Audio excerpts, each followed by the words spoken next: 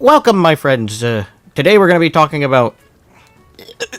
What the heck is this? Update 35? Ew, what is this thing? We're going to be talking about Update 35, and despite how much this update disgusts me, we're still going to go through and just talk about everything I've messed with on the PTS over the past week. Okay, maybe literally not everything, because I didn't record everything, but all the important stuff that we need to talk about, we're going to talk about in this video. And I know there's a million other content creators who've done a video on this update, but it's very important we talk about this update because it will shape the future of ESO if it goes live, and not in a good way.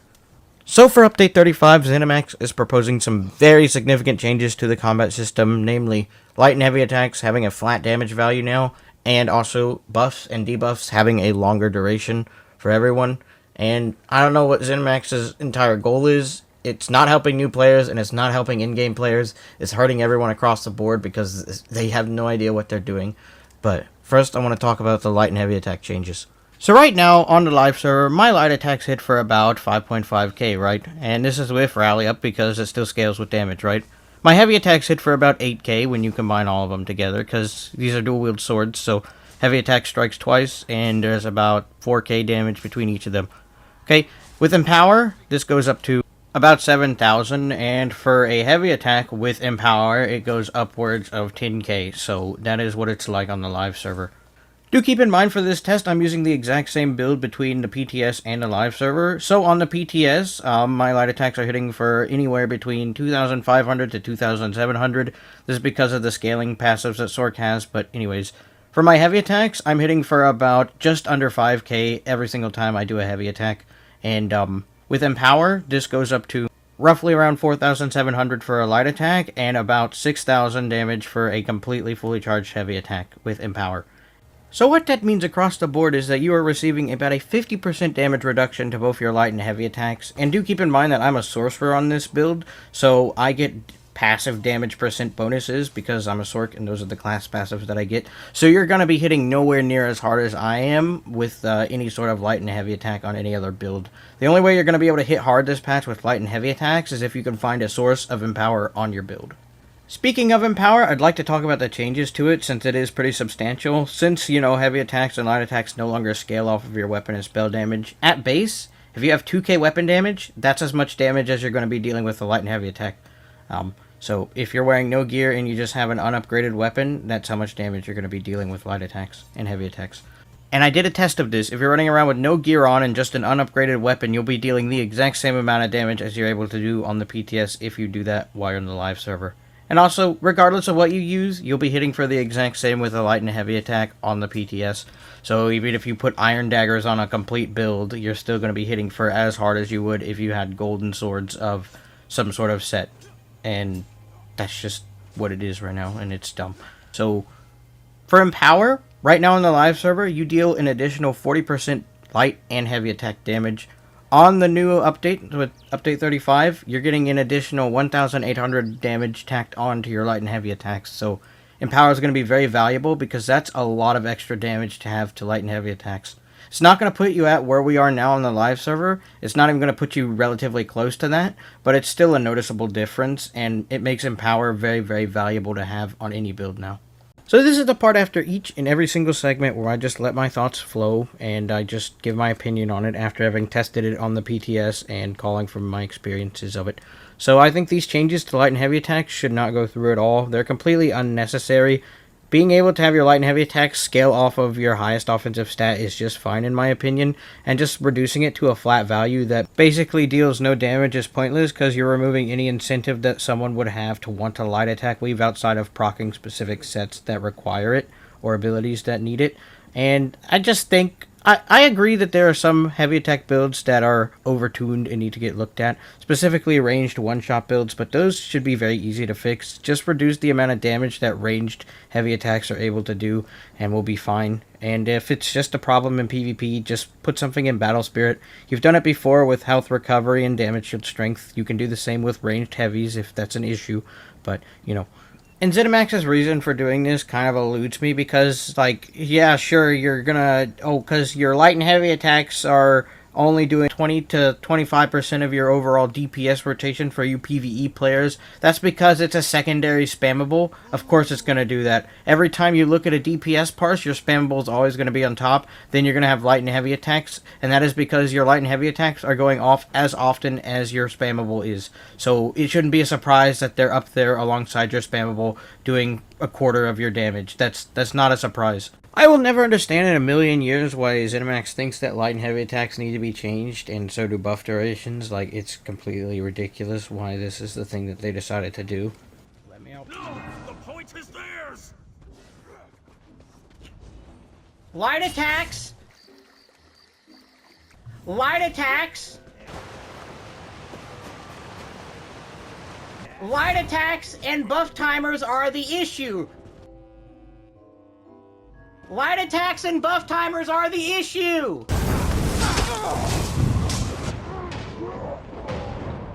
ZeniMax, light attacks and buff timers are the issue.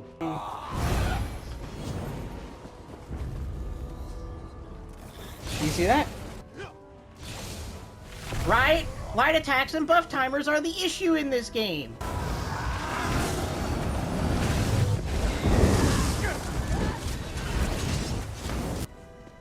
Obviously.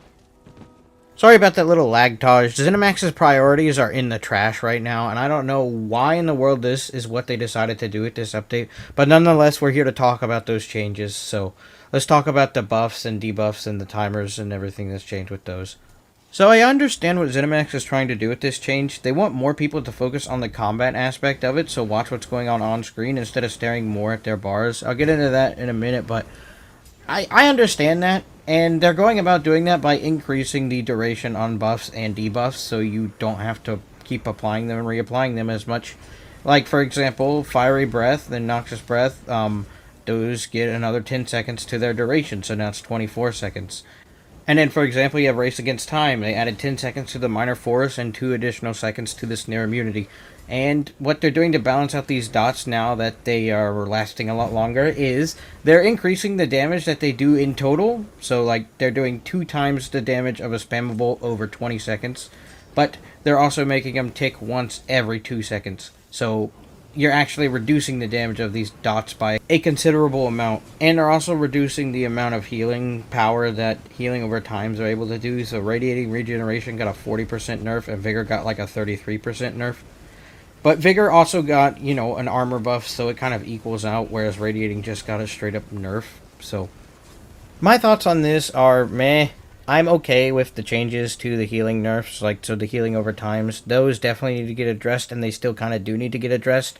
My issue comes up with the duration on debuffs and dots. Those last way too long now, and it has both sides are just bad. So if you're in PvP and you're on the receiving end of these dots, you can get away from someone successfully, right?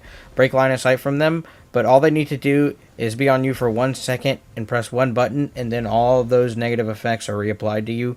And for PvE, if you're trying to do a dot rotation or whatever, you're going to end up applying all of your debuffs, and then you're just going to have so much time left over, you're going to be like, okay, what the heck do I do with myself? That moment you throttle down on your spammable, but you're always going to be taking a look at your bar in between each of those hits, so you can check to make sure and see if your negative effect needs to be reapplied or not. And you're going to end up looking at your bar more than you're going to be looking at it if they didn't make this change at all. That's what I've found so far. Maybe it's just because you need to rework your muscle memory or whatever, but it's counterintuitive of what they're trying to do. And dots, even though they made this change, still deal damage, a lot more damage overall, because you could still stack as many dots as you want, and that's when they become an issue. Not only do they last forever, but they deal a lot more damage than they did, so yeah, this change is kind of just a nightmare. It wasn't just these two changes that were really big for this update, it was also the class changes. My favorite class, Sorcerer, is getting completely gutted and destroyed, so it's not even practical to use anymore because it deals next to no damage anymore. It's completely pathetic. And also they shadow nerfed my build directly, and they didn't even mention it in the patch notes, and that's just annoying because it feels like ZeniMax goes through the YouTube PvP catalog and just watches build videos and is like, okay, so what are we nerfing today? That's exactly what it feels like when I got on the PTS and tested my Nighthawk build, and I'll explain that right here in a second. But first, I want to talk about what a shadow nerf is. A shadow nerf is where ZeniMax nerfs something and does not actually address it anywhere in the patch notes. So you have to go in the game and figure out that it's been nerfed in order for you to actually know that it has been nerfed. And the first item in question is Cowrians. Cowrians is well overdue for its nerf, and it finally got what it deserved. Cowrians hits way too hard now that things can crit, and it procs way too easily on Nightblade, so this is a very welcome change. I'm okay with this. This is fine. And this is very much needed because that set's overtuned. And the second thing that got shadow nerfed that I've found so far is the fact that you can no longer cast Crystal Weapon or Elemental Weapon while in stealth. You can't cast any of those in stealth anymore, which is not okay, because normally when ZeniMax shadow nerfs something, it's understood why they nerfed it. For this, I can never understand. I don't think I'll understand ever why they needed to make this change. And even if they want to make this change, and they're going to make it, I will disagree with them, because not only have you already nerfed light and heavy attack damage by 50%, but for Crystal Weapon, you've already completely destroyed the functionality of this skill by nerfing it by 40%. So it already does next to no damage, okay? I don't understand why this change needed to be made, and it's just upsetting to have this happen, because my Nighthawk was such a fun build to play, and now I cannot even play it anymore. On the live server, I can hit upwards of 150k in one combo, right? And now on the PTS, even if I force stealth, I get 50k damage. I lost 100k damage total because of these changes. And you want to know what I said in my build video? I said if any of these specific abilities that can be cast as stealth have their functionality changed to the point where they pull you out of stealth when you cast them, ZeniMax does not believe in play how you want. And with this proposed update, it sure feels like that is the truth now. I honestly don't know what to think anymore. I'm not done covering the changes, not yet. I still want to go over a few fun things, but before we do, I just want to put my concluding thoughts out there. So I get that ZeniMax is trying to get new players into ESO, and I'm all for that. I want more people to pick up ESO and give it a chance. However, I believe there's a right way and a wrong way to go about doing that. These constant changes and catering to the audience who will play ESO for 3 weeks, then never play it again, are going to be the death of this game. The more ZeniMax decides to dumb down the combat systems that make this game great, the less overall engagement people will have when playing ESO. I should not need to tell you that less engagement equals less retention, which for the longevity of an MMO like this is very unhealthy. But it feels like with all these changes and the direction that this game is going, ZeniMax needs a little reminder. But I'm not sure if anything can sway them at this point. This game is becoming more and more corporate with each update, and every single patch that has come out recently, there is some new item or system implemented into it to help newer players find a place in ESO.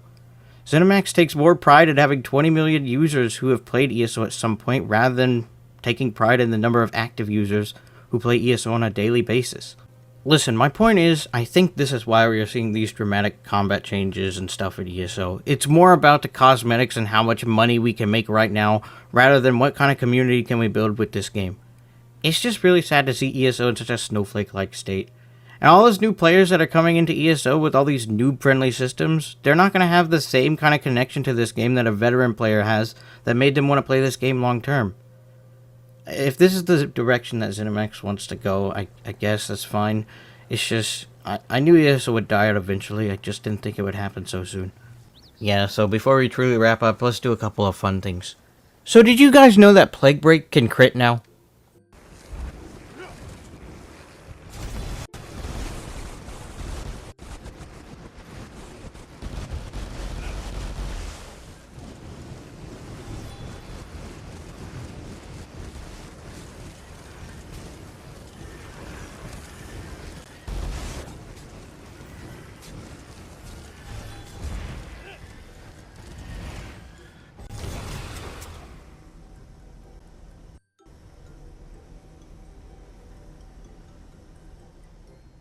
So yeah, Plague Break can crit now. You're going to have two different numbers when it crits, though. If it crits, it's going to appear as a dot, so it's going to appear as a little orange number. But when it doesn't crit, it just appears as damage above the head, so like direct damage. So it's a bit weird, but it can crit now, and it's absolutely ridiculous. It's so much fun to mess with on ads. And, yeah. In fact, they say Plague Break is now so powerful that it can crash your game! Hey, look at that. My game's Yep, there it is. The other thing I wanted to touch up on really quickly is one of the new sets that's coming with PvP, which really concerns me. It's called Nocturnal's Ploy. I had some footage of it, right, where I was testing it with Zilla and Ninja, but my audio got corrupted, and when I tried to restore the audio, it corrupted the entire recording, so I don't have footage of it, so here's a nice bomb for you. But this set definitely needs to get adjusted, it needs to get looked at, and it needs to get tuned. There's no way it can make it to the live server. It is a XV1 set, 100%, and if this doesn't get changed, you're going to see it everywhere, and it's going to be as bad as Dark Convergence, so just be aware of that. But yeah, those are some of the changes coming with Update 35. Like I said, I didn't cover every single little thing that I did on the PTS. I just covered some of the noteworthy stuff, and I thought was fun. And there's plenty of other things on the PTS to change, but I didn't want to make this video as soon as the PTS dropped. I wanted to give it some time so that way I could really form a good opinion on how this update's going to be. And my opinion of it is as bad as it looks in the patch notes. If it were up to me, these changes would never see the light of day, but ZeniMax has another plan, and I think they're going to go through with it 100% because they disabled the discussion post for this update, and also they already made all of the sets, animations, and scaled everything the way that they wanted it to, so I don't think there's any steering this boat back onto the correct course, and I feel like we're all just doomed to sink with it. Guys, this game is not difficult to play. If you're struggling to play this game, well, there are builds specifically designed for players like you in order for you to experience all the content that this game has to offer. ZeniMax doesn't need to hold your hand to do that, and if you genuinely want to experience something, you will go and get it. This game has something in it for everyone, regardless of what you want to do in this game. ZeniMax, by making these changes, is in a way saying that you can't learn and you can't grow and, become a better player, because they need to hold your hand in order for that to happen. If ZeniMax really wanted to do this properly, they wouldn't go through with this update, but instead they'd add a bunch of systems to teach new players about things that they can do in this game. You could teach people how to light attack weave, but if you don't want to put that job on yourself, you could just teach people that guilds and social circles exist. Because players that genuinely want to get better at this game will find a way to improve at this game, and there's no reason for you to need to go and hold their hand in order for that to happen. There's no other game quite like this one anywhere on the market, and that's why it's difficult for me to decide what to do next, because after I first read the patch notes for the first time, I just wanted to retire then and there. But having spent some time testing on the PTS, interacting with the community, and talking to people, I know we can adjust and I know we can get through this, but I also know at the other side, if this update does end up going live, this is just going to spiral out of control to a point where this game just blends in with every other MMO. It has no identity anymore, and it just is not unique, and it's not going to be fun at that point. Because ZeniMax continues to dumb down the one thing that sets this game apart from the rest of the MMOs for the players who are not going to appreciate it, and that's their combat system. I'd like to think that I'm wrong and that instead this game has a bright future ahead of it, but I'm just unsure. So if you have your own thoughts about this, feel free to put them in the comments. I'll definitely look at them. But yeah, I've done enough ranting and reviewing, and I'm not quite sure what to do next from here. We'll figure it out though, so please check the community tab. And if you're still watching the video by this point, then that means you enjoyed the video, and I would ask that you please subscribe. And if you think that you're already subscribed, please check anyways, because sometimes YouTube does funny things. So yeah, thank you everyone for watching, and have a good night.